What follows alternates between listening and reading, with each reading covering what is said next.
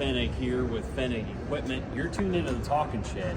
Hey, today it's the day before the big Louisville Farm Show. We've got our booth set up, and over the last couple days, I have been pulling some stalks out of fields because I wanted to show guys stalks that have been devastated versus non-devastated to show the impacts that Devastator can make. Now, let's remember this Devastator requires no additional pass, no additional fuel. When you're done harvesting, you're done devastating. Not only does it save tires, but it does a great job of managing this residue. Let's dig in here. What I did is over here are devastated stalks, so I simply just cut them open.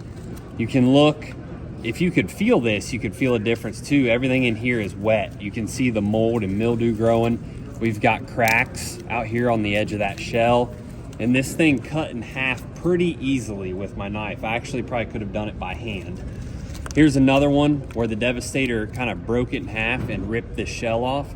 You can see all the microbes and dirt that are getting in there. This thing again is pretty dang brittle. More evidence here, just really getting that weather in there for stuff to grow. Now over here, these are all non-devastated. These are just straight up stalks, and to really crack it is extremely hard yet. This shell, there, I got it. But this shell is extremely brittle. I could really hurt someone with this thing if you really wanted to. And then when it come to cutting them open, it was really hard to cut through them. And then inside, everything's perfectly dry. The shell is nice and clean. It's as if it were almost harvested yesterday. No breakdown whatsoever in the top, I don't know, from the bottom of the plant 2 feet up, zero breakdown. There's a lot of nutrients locked up in here. Not only that, but when it comes to planting beans or whatever, this is what that no-till coulter or anything else is going to hairpin down into your seed trench for your soybeans. So we got to take care of this stuff, and this is a great visual of what the Devastator can do. And there's another non-devastated stalk. Look how clean and shiny that one is. And look at that. And even the outer shell, look at that. It's just a lot different. This is bent over a little bit, more in contact with the ground, but this one's going to plant so much easier. It's going to work so much easier if you're coming through with any type of tillage tool. It's important to have those stalks laid down so that then those blades can come through and cut.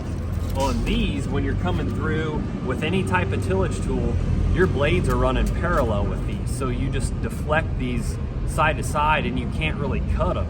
Whether that's a Salford or a Turbo Max or an 875, you don't have blades that run like this. They run straight up and down. So you can't really cut or chop them with the first couple rows of blades. Now with these stalks, when they're devastated, they're laying at, you know, an angle such as this, lower than a 45. And those blades, when you run that tillage tool through here, those blades are straight, boom, they start chopping them. Our Salfords are in 5-inch spacing, so every 5 inches, we're going to get a cut right through this thing. You won't see that with a stalk that's standing straight up. So just some of the visual differences. Be cool to be able to show guys that here at the farm show. And that's what we're doing today, talking the benefits of the Yetter Stalk Devastator. Thank you for tuning in.